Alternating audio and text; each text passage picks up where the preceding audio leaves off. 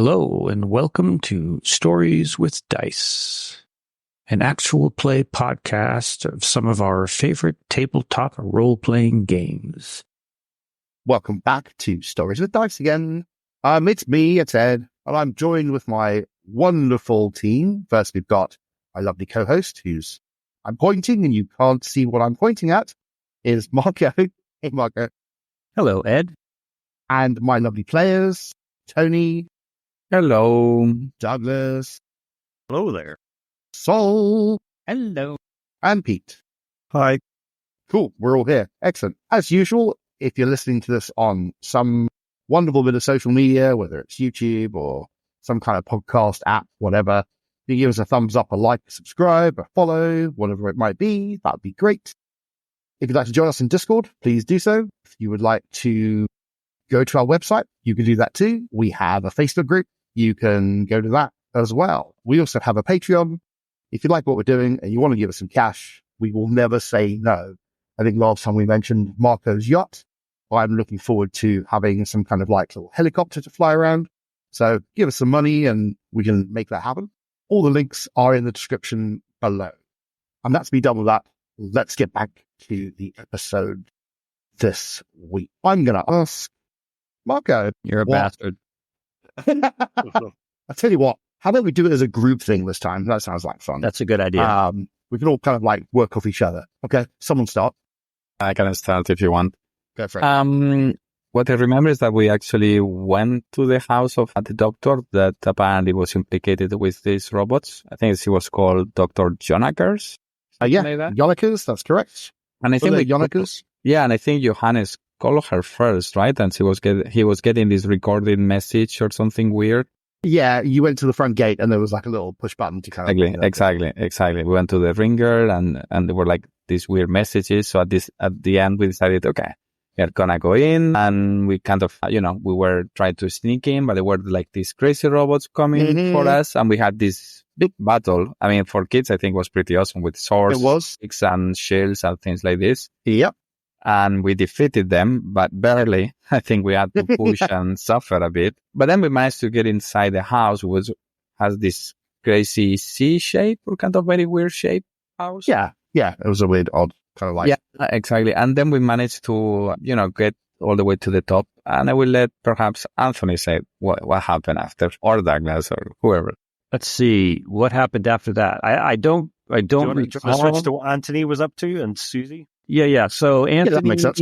God, let's see. Susie came to Anthony's house late in the evening and threw some stones at his window. And Anthony went with Susie back to her house, and she showed him the very Fox Mulder-esque board on her wall where she was connecting all of the dots into this vast conspiracy. And then I think we went to the hideout. Is that right, Susie? Yeah, so we were trying to find the rest of them. Obviously, we didn't know that they'd gone elsewhere and were doing what they were doing. So we were heading to the hideout to hopefully try and catch up with them, where I think we'll find a note as to where they've gone, but we'll find out. Right. Okay. And then I'll hand it off to Douglas and or Pete. I can take it. So you're okay with that? Well, back with team breaking in houses, breaking in entry. Yeah, thank you. We went through the very 2 or 3 floors of the house. It was pretty abandoned. Lots of empty boxes of like little robots. So when we got to the very top floor, we found a very odd site with lots of technology, but a lady who was physically wired into all this technology and was doing stuff on a computer. When Anders decided to cut the power to everything, the lady died, which everyone was a bit upset about. And then when Anders went to call the ambulance, Sven turned the power back on and the lady came back to life. So yeah, didn't need the ambulance in the end. And then eventually we found out they were deleting some information, it looked like, off the computers or something like that. And I don't know if you want to finish off, Pete. Yeah, as far as I remember, somebody panicked and tried to stop the deletion going on by cutting a few more wires. Yeah, and so there was a shutdown sequence started or something similar. At which point, I was again trying to find a phone to make a phone call But yeah, found the phone, it was cut off, and that was about the extent of my input after that point. Yeah. So where we ended up with, after you cut all the hardwire lines and pretty much everything, she shouted, blood-curdling, "No!" And then you all kind of like jumped out of your skins to see her then look at you and then collapse in her chair. At the same time she collapses in her chair, you hear from downstairs the door smash open from the front of the house, and then you hear people running up the stairs. What do Sven, Anders, and Johannes want to do? Do you want to try and hide in the small room? That would be my instinct, to try and hide. I think we might be in trouble here. Yeah, let's do that. That sounds like a plan. Let's go into the server room and hide in there. To the little server room. Maybe we can sneak past when they're like, "Oh my gosh, dead lady in technology." Okay. Yeah, you do that. You hide into the little server room, and as you shut the door, you hear the sound of feet running up the stairs to the same floor that you're on. And you hear one person say, "Anders," a woman says, "Anders, check her." And then Anders says, "Yep, we'll do, Brigitte." And you hear them moving around in the room. Why did they say Anders? I don't understand. Is that your dad? Anders? It's obviously not me. I'm very confused now. I think more than one person can be called Anders. Okay. While you have this little conversation, you hear a couple of footsteps come towards the door, and then the door opens, and you can see a woman standing there. She's got dark. You've seen her before walk into a particular cafe while her friend was in the car yesterday, day before. And she looks at you and she goes, well. Well, what? She says, "You can come out now. It's fine." I will come out first, like standing up and straight. She says, "Over there." And she kind of points towards the other side of the room, which is not next to Ulla, Jonica, but just off to the side. And you can see the same guy that was in the car. He's kind of like, sort of like faffing around with her and the sort of like wires that are connected to her head and stuff. Okay. Are they pointing to like a different part of the room? Well, no. So you've got this little archive, and then it kind of like has some stairs going down, and then you've got the big open rest of the room. So the whole second floor is effectively 2 rooms. Okay. So is she actually blocking us from like legging it? She's kind of sort of in the way, but not. I mean, you could, if you wanted to rush her, all 3 of you, maybe she might be able to stop one of you. If we go over there, we definitely will be able to get up the stairs. Yeah. What would you like to do? We'll just go there. Okay. Because I kind of remember them, right? I remember the guy on the car because I was driving at and the woman was sitting there. I didn't speak with them though. You didn't? No, you didn't. But I got the feeling that they were special agents or something. Yeah. These are those people. Yeah, exactly. That's exactly them, yeah.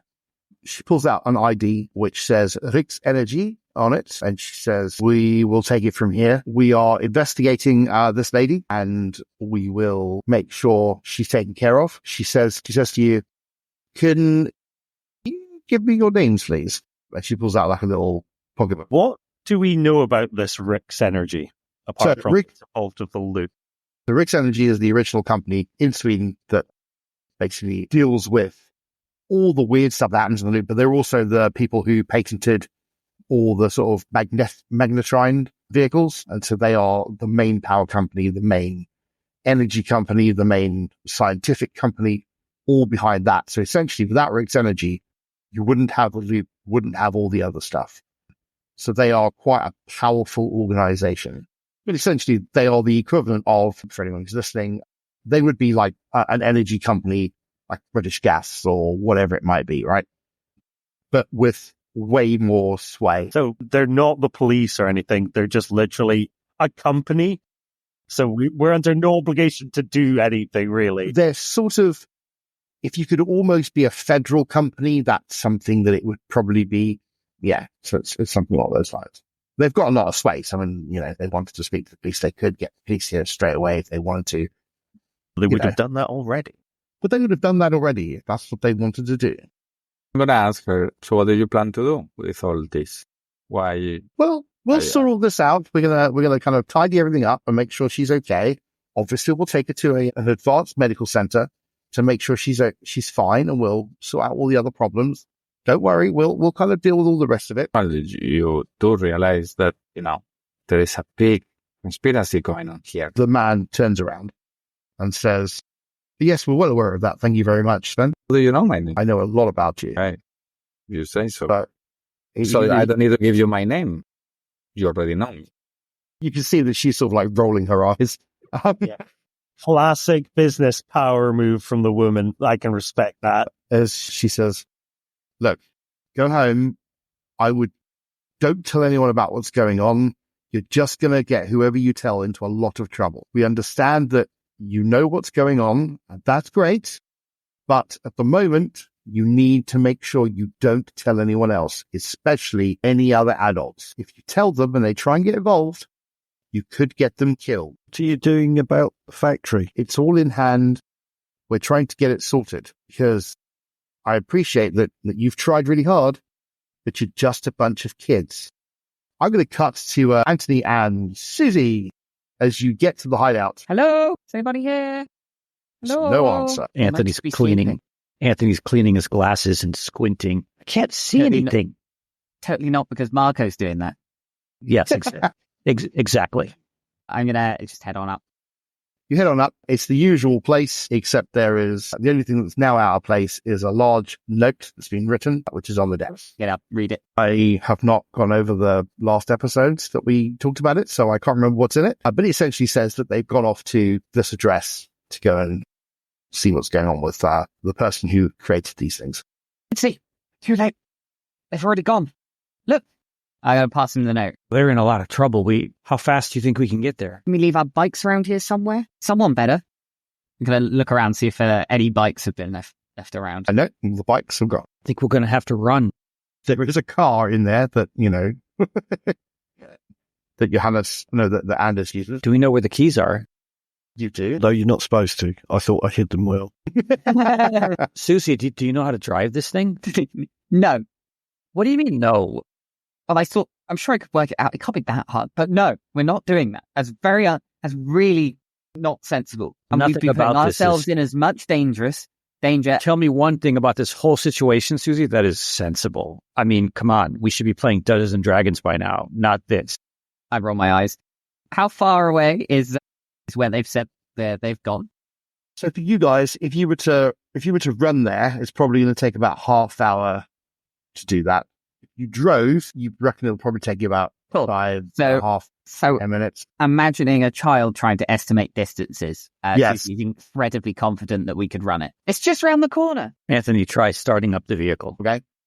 Yeah, you put the keys in the ignition. If he gets in and the car, I'm like hitting the window. Anthony, get out the car. Get in, Susie. We're going for a ride. No, I am not letting you do this. I don't know that you have a choice. Get in or I'm leaving and you can run. Come on, we'll put your mixtape in the cassette player. You know you want to blast your mixtape while we drive to the rescue, right? Come on. How cool is that? That's so tempting. And what I'm going to... Can I perhaps request like a charm roll? Because I don't... Like, Susie's sensible, right? There is a 10-year-old trying to convince me. It's not... I'm not directly being convinced by this, but if the will of the dice were to allow it, then maybe I'd consider it, you know? Yeah, that's probably because he has no charm, but I will happily roll the 2 dice I get in hearts. you can't really charm each other in this, but I mean, I'm happy if you want to give it a go. It's more Go for the dice result. Like I Go just on, want then. a little input from the fate gods. Should I push it? No, you can't push it. You can't push it. Okay. So I failed. Okay, what is around the car? Like, is there anything Susie can see that would basically? I want to sabotage this. I don't want a 10-year-old driving There's a top on the back end of the car. But there's also it's not actually a car. It's like a little Volvo kind of. You said it was like a little Volvo kind of like pickup kind of thing, wasn't it? Yeah, it's an old Volvo, converted, but it is a normal road vehicle, but an old one. I mean, the only difference is it's got restricted engine, so it can't do more than about 30 miles an hour. Yeah, there's loads of stuff. There's like loads of boxes and there's loads of poles and various other stuff and mechanical stuff down underneath. A lot of the disused stuff from when it was a factory is there. So, I think Susie, in a panic, with Anthony sort of like actually starting to drive this thing, considering they might actually do this, she's just going to attempt to like jam something under the wheels to like stop it. Okay. Make a force roll for me. Yeah, I'm not good at force. Well, not a 6. You stick the pole like in between the wheel arch and the wheel, and you jam it in as Anthony basically goes, I can drive this car, puts it into drive and starts to go forward. And there is this horrendous, nasty crunching noise from that wheel as the pole that you put in it goes in under, rips up the sort of like wheel arch, and then whatever's going on in the inside of that wheel goes, and then there's like a crunch, a bunch of sparks come out, and then the pole goes out through the other side of the wheel and flies down the old factory floor and embeds itself into one of the little concrete pillars. It was quite dangerous to do that. Andrews is going to be so pissed. Susie, why'd you do that? I'm opening the door and like I'm going to help Anthony out. You broke his car. I did nothing. We've got to go. I'm not taking the blame for this. Not taking the blame for this. Nope. Okay, I'm really think you're gonna run the sort of like 300 meters before you get tired, and then we're doing that kids thing where you're like, and then you just sort of have a breather, and you're like, "Are we nearly there?" It's just like it's a little bit, and then you just sort of a little jog, and then a stop. Okay, Would have been there by now if you hadn't broken the car. You're starting to sound like, who was that person you were talking about earlier? Like Frodo? We're on an adventure, right, Anthony? Yeah, but you got, I don't even know where you're, God, just shut up, Susie. You run on, you get to the hatch, which kind of takes us to back to the timeline of you three up on the top floor talking to the woman. What is your plan? Are you planning to, well, what do you want to do? I don't know. I feel like we should probably call the police because, person's died here. She is quite clearly dead. This is me talking to this woman. So she's not dead. We checked her pulse. She was very dead when we turned off that power. She says, Anders, is she dead? He says, nope, she's not dead. She needs some medical attention, but she's not dead. Anders, you were just about to call the hospital, weren't you? The line was cut. I couldn't make the call. Well, I know the guy who lives next door. I'm sure he would let me use the phone. I'll just go and I think that. not, sir. Why not? Well, if you tell them and get them involved, then you're pretty much signing their death warrant. Well, Convince me. He says, okay. He pulls out a gun. At this point, I just bolt for the stairs. Yes, I'm going to bolt as well when he pulls a gun on us. Okay. Both of you make a move roll. Sven, what's Sven going to do? Sven's going to take him on. The man is just staying there, just looking at you guys like, what's going on? Okay. I don't, stay still. Go for it. Oh, no, 1 dice. No. Okay. You go to sort of like run, and he's really quick. He basically sidesteps the woman and basically stands in your way he's obviously anticipating what you're going to do. Uh-huh. He says, whoa, whoa, whoa, whoa, whoa. He's not pointing the gun at you or anything. He says, back. Okay. You can see that she's just like got her hand in her head, on her head, and she's like, yeah. She says, what are we doing? You tell us. Why don't we be a bit, maybe we can work together in this sort of thing as, fellow business people. She turns to Anders, not your Anders, her Anders, and says, look, why don't you go and contact the people we need to contact? And then I'll explain to them what's going on. He says, fine, do whatever you need to do. He turns around and starts to go down the stairs. He goes all the way down the stairs. You hear the footsteps go all the way down, and she sort of like waits a second for that to happen. And we'll just quickly cut to Susie and Anthony. So you're outside the address, and you can see that there is sort of like a gate going into sort of the garden. There's also a separate like sort of walk-in gate. So there's a garage called door gate, as it were, and then there's a separate gate. There's a car outside the address, which you recognize. And as you recognize it, when you get there, you see the man that was in the car before walk out of the address and go and sit in the car. As he sits in the car, he pulls out what looks like a phone from the middle of the car, which lights up, and he starts to talk into it. Make sure we're out of view, but can like still see the situation going on. Yep, you can still see it. There's like a big hedgerow and stuff, so it's really easy to kind of hide yourself from what's that. You've got no bikes or anything, so you can just like push yourself into sort of like the hedgerow and at least see what's going on. Yeah, I joined Susie in the hedgerow. Okay. He looks like he's having a long conversation with someone in the car, like on the phone. Is there anything pointy, like a broken bottle or something lying around? Roll me a d6. Roll you a d6. I rolled a 6. Indeed, there is indeed a broken bottle. I pick it up. I'm going to sneak toward the back end of that car. Be sneaky. Susie's also going to sort of head up with Anthony, but like a different route. So we're both going to sort of sneak up to the building by a different route. I don't want to see what Anthony's doing right now. Sure. Okay, so that failed, and I'm going to push it if I may. You may indeed push that. Or actually, I'll use a luck point. Can I use a luck point? I haven't used one yet. You can indeed use your luck point. Okay. That's fine. So you automatically succeed. That's not a problem. Susie, if you want to do the same for me. Yeah, sure. I would also like to use my 1 luck point. Okay, sure. So you both sneak up in via different routes. Okay. What's Anthony going to do when he gets to the car?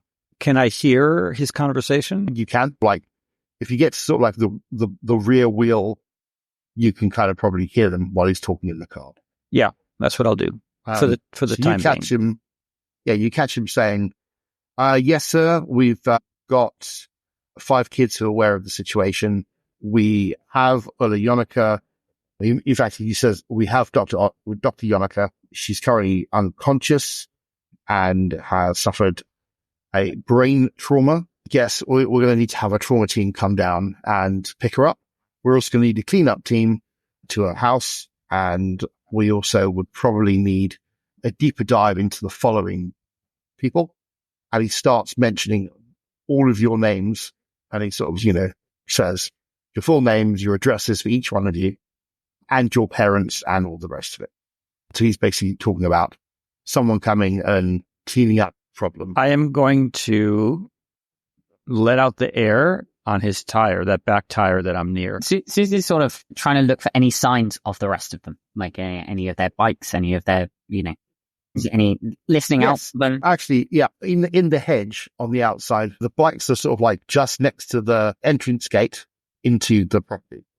Okay, I'm going to sneak up to it. I will cut back to the other 3. So she says, right, we have a problem. Which art? The people being kidnapped and turned into cyborgs, the little robots who are planning on building bigger robots to kill people? Rough. Just pick one. I'm trying to impress her with my knowledge of what I know so far.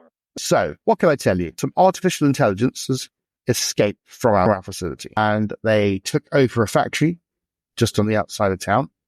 And now they have started to implant people from the town, and they've started to chip them and get them to do what they want them to do. Yes, I believe it's probably that list of people over there, and I will point to that list. She says, quite probably, you guys have been good. Well, so it turns out what they've done is what we think they've done, but we'll need to be able to confirm this, is that they've been working to expand their process, and they use the toys as sort of a dry run, if you will, because they took over the toy factory. It was easy enough to kind of modify things. And I think they're in the process of scaling it up. Yes, I believe that is document 4 over there. Anders, where did you put that one? It's just in the pile over there. Yeah, I'll walk over to the pile and grab it and be like, I think this is the one you're talking about. Yes, that's the one. She looks at some of the schematics and says, so we have a problem. We can't do anything about it at the moment because there are various concerns, which is not really for you to worry about. But what it does mean is we need to get into that factory and we need to find a way of stopping the rest of this intelligence from doing it. And we need to shut them down. That's what we need to do. We need to shut them down. But to do that, we need to get into the office and find wherever their main servers are and close those. We could potentially then upgrade a virus to the artificial intelligence where we can then defeat the artificial intelligence. Does that make sense to you kids? the mainframe where this stuff? Is it probably like a big thing that's like a stack of servers? Looks a bit like the thing in that room. It's the sort of thing, yes. Yeah, that's down there in the basement in the, I think it's the, which corner was that in, Sven? I can't remember. It was through the broken door. Yeah. Okay. So you've been there. You haven't? You seem to die. No, it's very difficult to get into the... We can show you how to get in. Yeah, it was very easy, if you have the know-how. Very interesting. Susie, you make your way into the property. I really don't want to be spotted. Like I'm probably overhearing this conversation, but I'm just out of sight. So where you are, you have to go into the actual building. So if you want to go into the building, that's fine. Yeah, that's what I'm going to do. Yeah, okay. Susie, you've got this. Just talking to us now. Okay. What's Anthony going to do? Does this guy notice that I just let the air out of one of his tires? No, he doesn't seem to have noticed yet. Okay, I'm going to let the air out of the other back tire out. Okay, you go around the other side. Could you make a sneak roll? How did you get on? I failed. No successes? Okay. Yes, you kind of go to the next wheel and you go to push the sort of like take the little cap off and push it to take the air out. And there's this like whistling noise that comes from the air cap as there's something sort of like caught within the actual air cap itself, which makes a horrendous whistling noise, which basically makes you start. And as you do that, you see the man look up and then the front door open and he kind of stands up and starts to walk around the car. Okay, I'll start to walk the opposite way. Like hunch walk, like hunch down low. This will definitely require you to make a sneak roll, but at -1. Failure. Would you like to push that, sir? Or would you like to get caught? No, I'm going to push it. I failed again. Okay. I have taken the upset condition. Yeah. Definitely upset when you go to sneak around and you realize you're not going fast enough. And he's like, "Oi!" And he looks at you. I hold up the broken bottle out in front of me and like my hand is shaking. He says, "Look, Anthony, your friends are inside. Come with us. Come with me." I'm not going anywhere with you. Jarek pulls the gun out from his waistband. You're not going to shoot me. You can see he kind of like sighs and puts the gun back in his waistband and takes a couple of steps towards you.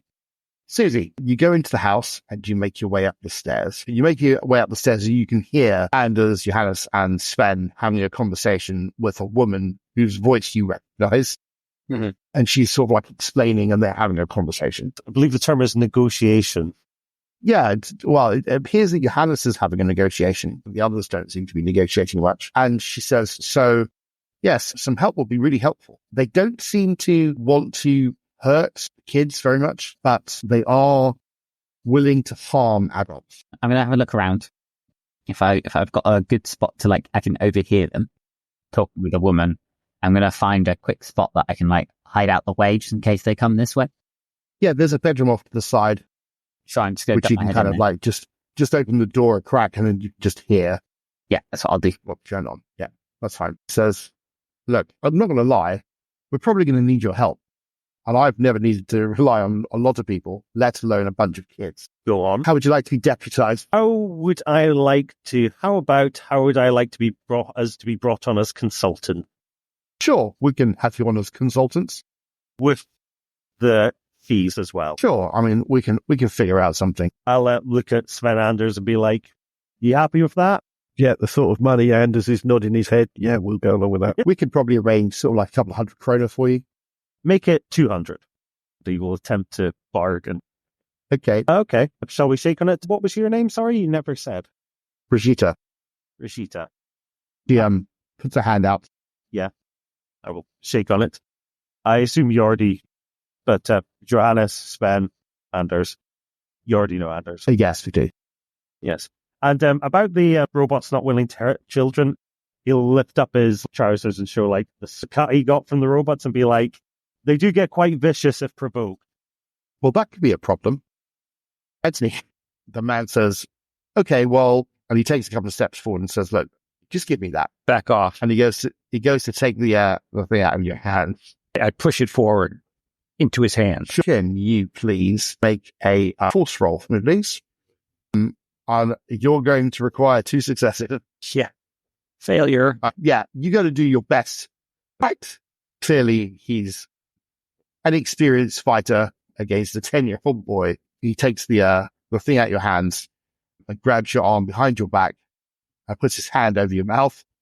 Can I bite his? Can I? Yeah, you bite his hand. He's like, and he kind of like grits his teeth, and he basically carries you and manhandles you into the house. I imagine I can't scream out because his hand is over my no, yeah. Until you get in the house, and then obviously you start shouting and screaming. And at that point, all of you can hear the sound of Mark Antony shouting and screaming as he's basically being dragged up the stairs. As you see the man in question, he's got like blood coming out of his fingers. There's blood all over Antony's face. And he's basically being dragged up the stairs, sort of like in the guy's arms, like in a bear hug. And you lot see Antony then get unceremoniously dumped in the study where you are on the top floor. But he's covered in bits of blood all over his cheek and his nose and lip and stuff. And Brigitta's kind of like giving the other Anders like a what the hell kind of stare. And he's like, the little shit bit me. And he's like flicking like his finger around, which is like specks of blood are going everywhere. And Brigitta's like, what are you doing, Anders? Just go back downstairs. He's like, fine. And he walks back downstairs. Yeah. He looks at Antony, kind of like points his finger at you, goes, you're a little shit. I want to trip him as he goes down the stairs, kind of like put my foot out. Yeah, you can. You got to basically put your feet out. Go on, make a full roll. I hope he breaks his neck. You know, I'm only rolling one die when I do this, right? So you're going to force it too? Okay. No, okay. I failed. Okay, yeah. You put your feet out and you can see that he kind of steps over it and he kind of like pushes your feet out of the way in that kind of ineffective way that kids sometimes fight with an adult. And he kind of shakes his head and goes back down the stairs. He muttering to himself, there's got to be a first aid kit in here somewhere. The kid's probably got tetanus. I've got a first aid kit if you need it. And I shout after him, that's what your mom said. Antony, be nice to our new business partners. We've just shaken on it. What? You traitor. It's just business. Turncoat. What are you doing here anyway? Rescuing you, isn't it obvious? No, we're fine. You're not As I fine. say, we're just having a discussion with our new business partner. Isn't that right, Ujia? She just says, she has sort of like that kind of expression on her face where her eyes are sort of rolling, goes, that's correct. And then I say, then why was he outside on the phone saying they needed to bring specialists here to clean us up? Well, Rosita? She says, we need to make sure you and the rest of the family are fine and that there's going to be no comeback to you or anyone else that's you've involved in this. So we have specialist teams to help scrub the records of you being involved in anything.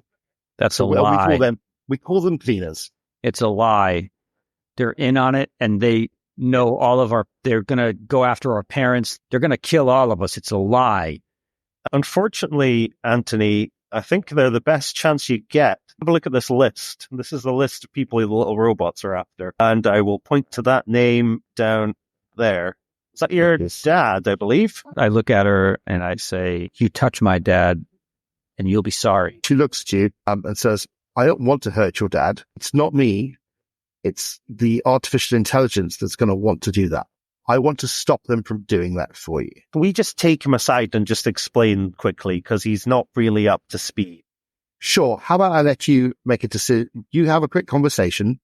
I'm going to go downstairs and make sure Anders is fine. And we're going to wait for the medical team to turn up to pick up Dr. Yolika. And she says, I'll speak to you in a second. She goes down the stairs.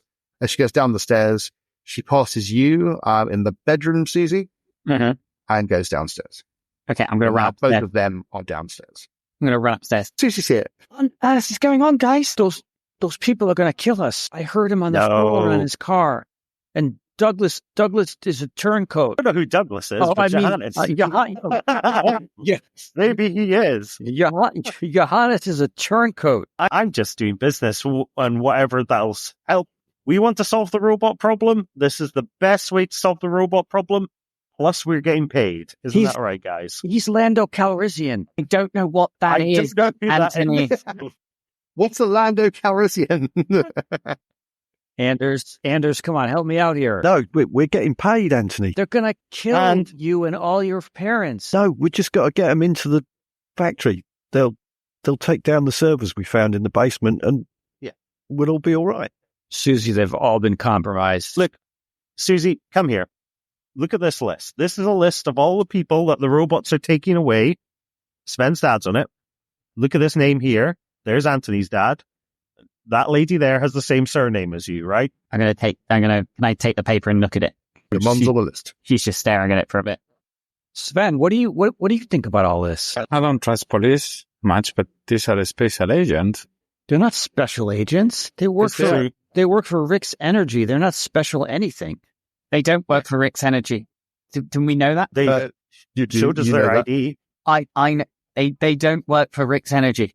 That's what the policewoman told me. Well, who do they work for? They're acting on their own. They can't be good. Well, see, I told you. Well, if we still get paid and we still accomplish our goal, I think that's a win. You can't do anything with money if you're dead, Johannes. We need to get out of here now. Well, they already know who we all are. And that's comforting how? We wouldn't be able to get too far. The way I see this is either we leave and go our ways, or we help them out to whatever it is. I mean, I, for one, want to get my dad back. I don't know about you guys, but, my dad is a cyborg. Where's the kitchen in relation to where we are? The kitchen is downstairs on the ground floor, and you are on the second floor. Okay. So, lady, I don't care about the money, Douglas. I just care that my dad stops being a cyborg. How are you going to do that? I don't know, but I feel like these are the ones that are causing this in the first place. Nah, it's the wee robots are doing it. Wait. They literally attacked us. They Guys. had a lady plugged into that computer room. Is she still over there? She is still over there. Oh my Yeah, God. I'll be like, that lady over there was being held hostage by the little robots. And yeah, that does not look great. Yeah, so Anthony and Susie, you both look over and see a woman in a computer chair, sort of like leaning back. There are wires and stuff half in and half out of her. There also looks like tubes going into her, which probably was feeding her or something. There's a bunch of like computer terminal stuff. There's a whole load of things. There's loads of like sheets of paper all over the place. The place is a mess. It's all a bit overwhelming. Yeah, it's horrible. There's a sickly sweet smell in the air as well, which is now just kind of like assailing your nostrils. These are like Borg on Star Trek. I don't know what that means, Anthony. If that helps you, Anthony, yes. They're the most fearsome villains in the known galaxy. Exactly. They're the bad guys. And those two agents are working with them. No, they're against it. They're trying to How do you know? her. How do you know that they didn't haven't know been- where the servers were in the factory? Yeah, and they told us they want to stop that. Don't believe it. And to upload what was she saying? Something about a cold or something like that? Or a flu? I think it's called a virus. I think it's the way they kill the computers. That's what Captain Picard was going to do to the Borg. He was going to upload a virus into their collective consciousness or whatever. Yeah, see? So that's their plan. They're lying to you. And Captain Picard did it, it must be good because he's the hero? Well, mark? He chose not to do it, didn't he? Because it was morally questionable to commit genocide of an entire species. What would that do to your father, who's already considered a cyborg? Yes, I want to get an answer from Brigitte. How are we supposed to save the people that are cyborg? Did you want to call her back up? Yeah. I will just go and ask her. You're going to go outside. You go downstairs. Yeah. Okay. Yeah. I'm going to make your way. I'm going to follow Sven downstairs. Cool. As you make your way down the stairs, going from the second floor to the first floor, Brigitte meets you on the stairwell, going from the first floor down to the ground floor, and effectively blocking your way out of down the stairs. And she says, "Yes, Sven." Lady, I really don't care about the money. I just want to know how you plan to undo what's been done to my dad. Well, we're going to need to find those servers, and we're going to have to put a virus into the servers, which will then effectively destroy the artificial intelligences. Would that hurt my dad? Probably would give him a headache, but I don't really know.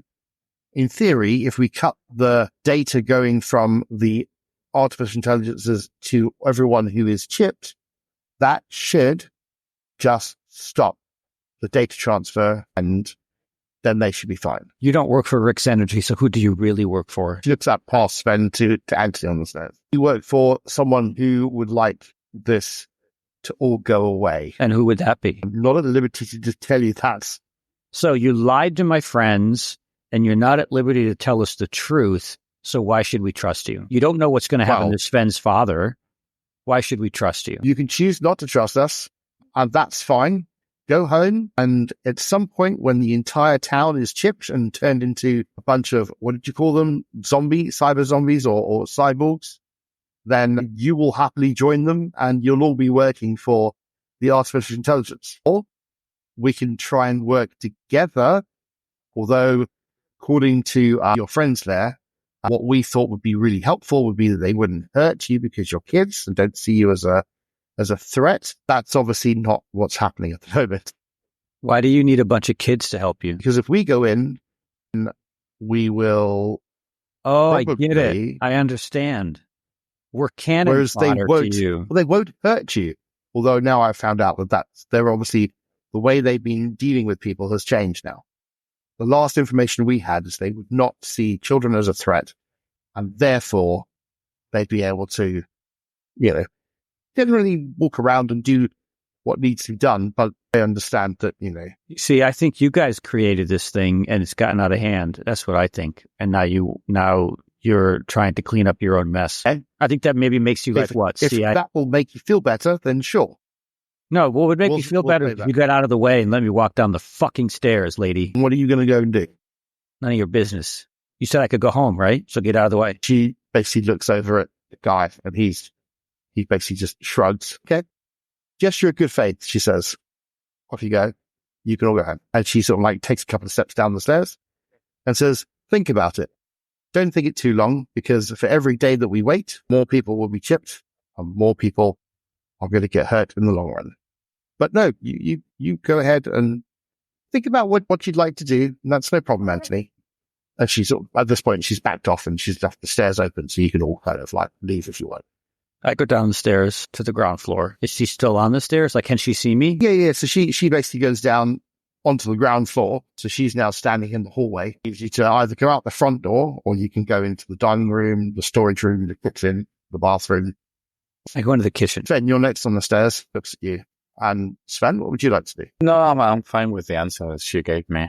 So I'm just gonna go up and get the rest of the boys. Yeah, I think everyone's kind of moved way down the stairs. Okay. So she then looks up Pop and then sees Anders there. She looks at Anders and says, well, what would you like to do? Well, we can show you how to get in, where it is. Well, we probably need a distraction and we could probably do that.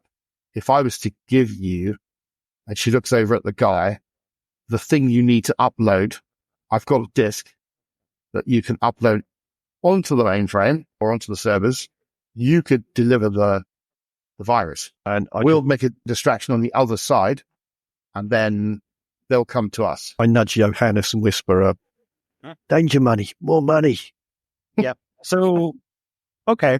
So what Anthony was saying is true about you're not actually with these people. Mm-hmm. That you are. Well, I say that. Come on, you've got this. Some more money. Then let's say double again, and if we could ask you for maybe to provide some stuff in regards to things, just for this charm roll. Oh yeah. Can I use my pride? Absolutely, you can. Which is, I am an excellent businessman. You are an excellent businessman, so please do use your pride. So what does that do? Is that a one success or is that a... So once for mystery, you can check your pride to get one automatic success in a dice roll. So you can check your pride after a failed roll, but you can also, if you want, make the roll and then add a success to whatever it is you rolled. Okay, I'll take the one success. Can I just take one success? Yep. Okay. That's fine. And then I will roll let me see, what have I got? I have 5 in heart and 3 in charm. Yep. Okay. So you're going to get -1 for being injured still. So that's 7 dice and I've got 1 success so far. Sure. Go on then. And that's 2 additional successes. So that's you got 3 successes. Yeah. You start kind of negotiating. She sort of starts to agree and you think you can push it up a bit more. By the time you've kind of finished, you're sort of very very brief, sort of like 2 or 3 minute negotiation. You've negotiated 1,000 krona each and some other bits that you can have from them to help with whatever it is you need. A couple, like some favors or something like that. Yeah, some favors or some gear or some whatever. So we'll call it, how about if you do another mystery, you can call on them to help you with something that's vital to help with whatever that mystery might be. Or they can help us with something specific on this one if we need to. Absolutely. Someone comes up with something. Cool. That's fine. I will make a note of that. What is Susie doing in the background? Susie is still upstairs, I think. So she's still kind of looking through all of the papers and things. Like, yep. She doesn't get shares. She never signed the contract yet. Does not care about money. I don't know what you mean. I honestly think she's going to probably pocket that piece of paper with the names on to put on the board later. She's, just sort of going through things, checking on them, and then is going to find another place to hide. So there's another room up here, or you can just go back down to the first floor and hide back in the bedroom. Yeah, I'm going to go to the bedroom again. Yeah, makes sense. Okay, you go and hide. So once you've had that conversation, what's Anthony doing in the kitchen? Since he doesn't know that the phone lines are cut, he's looking for a telephone. There is a telephone. Okay, yeah, so he'll pick it up and try to dial the inspector's number. It's dead. So then he snaps his fingers and he says, "The car," and then he runs out into the hallway out the front door. Okay, yeah, you run past the guy, time just lets you go. You run out the front door and you run out into the street, and the car is indeed there. And I will jump into the front seat and use that fancy car phone. Cool, fancy car phone, which you've not seen the like before. Make a tinker roll for me, please. 1 success. You look at it. It's really technical. It's got a weird sort of like flat screen with no buttons on. And as soon as you sort of like touch the screen, there's like buttons that appear on the screen, but you're like, oh, okay. And you sort of like take out the telephone number that you've got for the call that you've got for the inspector, and you dial it. The phone rings and you hear Marie pick up the phone. Hello? Hey, hi, it's Anthony. I know you told us not to get in any trouble, but my friends, they didn't listen and they got into trouble, and we're at Ulianiker's house, and there are these bad people here, and they have guns, and you got to come and help us. What was the address? I give her the address, whatever it is. Yeah. Yep. Okay. Stay quiet. Don't engage with anyone. We'll be right there. Thank you. Just go and hide. And so I'll look around outside the car for that broken bottle to see if the guy dropped it or whatever. Yeah, he did. Just throw it on the floor. All right. I'm going to use that broken bottle to puncture the shit out of his tires.